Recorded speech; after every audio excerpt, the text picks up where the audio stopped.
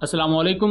Welcome to एम राद। दोस्तों, दो अहम चीज़ों पर बात करने जा रहे हैं। पहला बात करेंगे कि मलेशियन एयर चीफ ने पाकिस्तानी वेपन्स का विजिट किया। ये विजिट उन्होंने किया डिफेंस सर्विसेज एशिया 2024 में होने वाली एग्जीबिशन में। दूसरा हम बात करेंगे कि काबुल में एक बड़ा अटैक हुआ है और ये बड़ा अटैक किन्होंने किया है और तालिबान के गढ़ में इतना बड़ा अटैक हो जाना, इसका क्या क्रक्स हम निकाल सकते हैं, इस पर हम डिटेल से बात करते हैं। बगैर किसी देर के वीडियो को शुरू करते हैं। पहले टॉपिक की तरफ आ जाए तो जो मलेशियन एयर चीफ है जिनका नाम है श्री असगर खान गोरीमान, उन्होंने विजिट किया गिड्स के स्टॉल का। गिड्स पाकिस्तानी कंपनी है जो कि पाकिस्तान के लिए और मुख्तलिफ दूसरी कंट्रीज के लिए UCAVs, air to ground munition और बहुत सा दूसरा इक्विपमेंट मैन्युफैक्चर करती है। गिड्स के स्टॉल का दौरा किया उन्होंने डिफेंस सर्विसेज एशिया 2024 एग्जीबिशन जो कि कुआलालंपुर में हो रही थी, यानी कि मलेशिया में, और ये काफी ज्यादा एक्सक्लूसिव और अहम विजिट था। ये एग्जीबिशन 6 से लेकर 9 मई के दरमियान रही और उस वक्त मैं इस पर वीडियो नहीं बना सका था कुछ दूसरी मसरूफियात की वजह से, लेकिन ये एक अहम टॉपिक था जिस पर हमें बात करने की जरूरत है। और मैं आपको ये बताऊंगा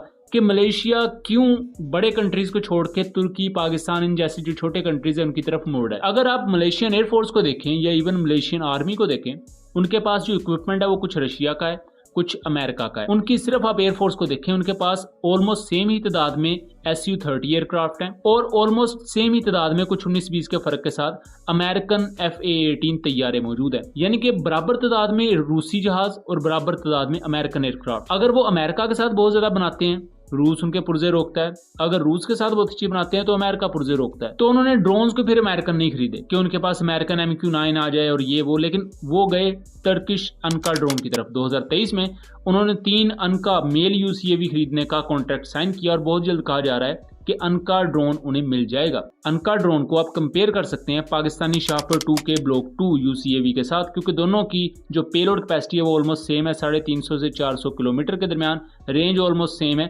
तो ये दोनों एक दूसरे के साथ कंपेरेबल हैं। अब मलेशिया ने यहाँ बेहतर खेला के बजाय कि वो बड़ी कंट्रीज की तरफ जाता, जहां पहले से वो एक हद तक स्ट्रगल कर रहा था, वो तुर्की के पास गया, तुर्की से उन्होंने ड्रोन ले लिया। अब गिड्स ने भी इस DSA 2024 की इस पूरी एग्जीबिशन में अपने फ्यूचर ड्रोन्स को दिखाया है, फ्यूचर म्यूनिशन को दिखाया है, जैसा कि गिड्स ने अपने शाहपर 3 हेल UCAV को दिखाया जो कि अकंजे के लेवल का होगा, और उसके बाद Barq 45P, Barq 50P, Barq 25G, ये बर्क एयर टू ग्राउंड जो मिसाइल है उसके मुख्तलिफ वेरिएंट्स हैं। एक वेरिएंट तो पाकिस्तान एयरफोर्स की इन्वेंट्री में मौजूद है, उसके साथ साथ जो कुछ फ्यूचरिस्टिक इसके वेरिएंट है जो कि लाइट वेट होंगे, उसके साथ साथ उनकी रेंज ज्यादा होगी, उनकी एक्यूरेसी बेहतर होगी, उनमें एक से ज्यादा किस्म के गाइडेंस सिस्टम्स को यूज किया जाएगा जिसकी वजह से उन्हें जैम करना मुश्किल होगा, उन्हें रोक पाना मुश्किल होगा।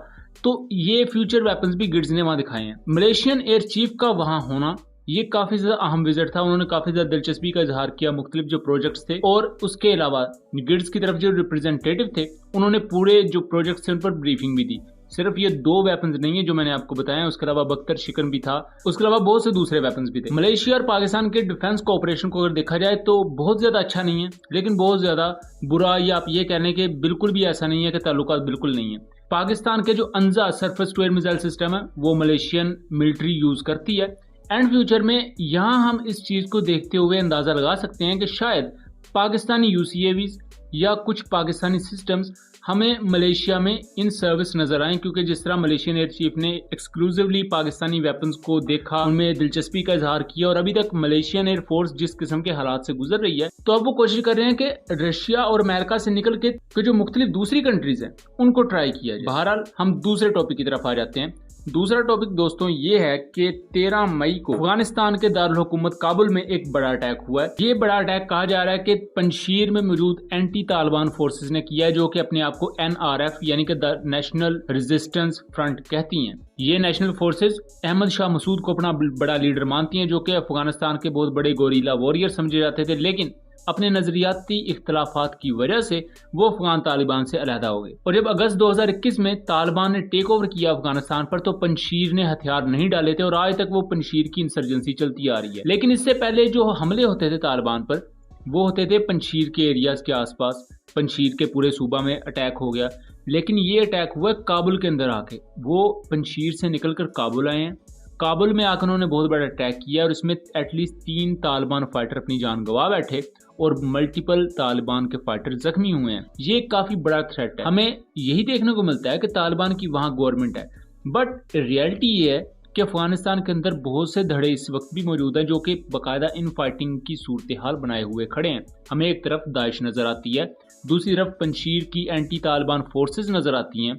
इवन तालिबान के अंदर भी इस वक्त जो ताजिक कमांडर्स हैं उनमें भी एक इंसर्जेंट स्पिरिट देखने को मिल रही है कि वो तालिबान के खिलाफ उठ रहे हैं। ये वो तमाम चीजें हैं, अगर ये तालिबान के हाथों से निकलती हैं और उनके कंट्रोल से बाहर जाती हैं तो इसकी इम्प्लीकेशन पाकिस्तान, ईरान, उज्बेकिस्तान, इस तरह के जितने भी जो करीबी कंट्रीज हैं, नेबरिंग कंट्रीज हैं, वहां भी देखने को मिलेगी। क्योंकि इससे पहले भी जब भी अफगानिस्तान के हालात खराब होते रहे हैं तो उसके इम्प्लीकेशन बाकी कंट्रीज पर भी गए हैं। तो यहाँ तालिबान को अपनी गवर्नमेंट को बेहतर बनाने के लिए कुछ मजीद इकदाम लेने की जरूरत है। सबसे पहली चीज तो ये कि जो उनके मुल्क से टेररिज्म दूसरे मुल्कों में आ रही है, जैसे कि पाकिस्तान में टीटीपी अटैक करती है अफगान सरजमीन को यूज करके, इस पर हमने वैसे एक डिटेल वीडियो बनाई है रिसेंट पाकिस्तान अफगान क्लैशेस को लेकर अपने सेकंड चैनल कॉन्फ्लिक्ट कार्ड रात पर। आप लोगों से रिक्वेस्ट है कि उस चैनल को सब्सक्राइब कर लीजिएगा और उस वीडियो का लिंक डिस्क्रिप्शन में दिया होगा और रिप्लाईज में भी पिन किया होगा। उसमें हमने कुछ फेक न्यूज को लेकर बात की है और उसके अलावा पाकिस्तान और अफगानिस्तान के दरमियान जो रिसेंट क्लैशेस हुए हैं वो कितने ज्यादा ड्रामेटिक थे और उसका पूरा सीक्वेंस क्या था, हमने उस पर बात की हुई है। बहरहाल NRF का इस तरह एक बड़ा अटैक तालिबान पर और वो भी तालिबान के दारुल हुकूमत में,